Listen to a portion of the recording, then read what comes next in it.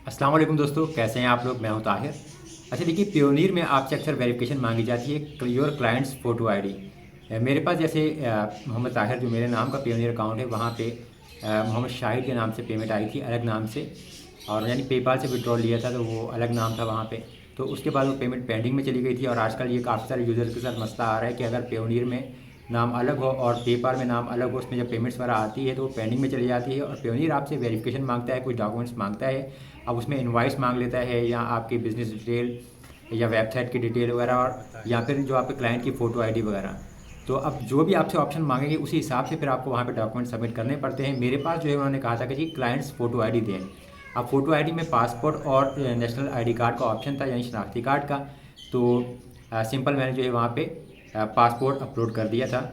और अगर आपके पास भी ऐसा कुछ आता है तो फिर आपको जो है जिस बंदे के नाम से पेमेंट आती है उसका जो है या तो पासपोर्ट अपलोड करना पड़ेगा, या फिर उसका शनाख्ती कार्ड अपलोड करना पड़ेगा। तो ये चीज़ ध्यान में रख लीजिएगा।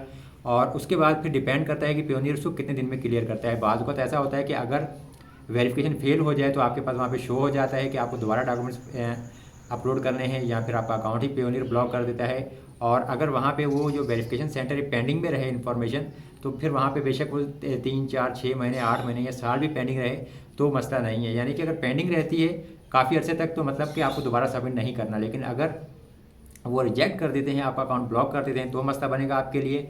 और या अगर दोबारा कुछ इन्फॉर्मेशन मांगते हैं तो आपने देनी होती है। तो ये सिंपल मेरे पास ऑप्शन था, मैंने सिर्फ वहाँ पे पासपोर्ट अपलोड कर दिया था। शुक्रिया।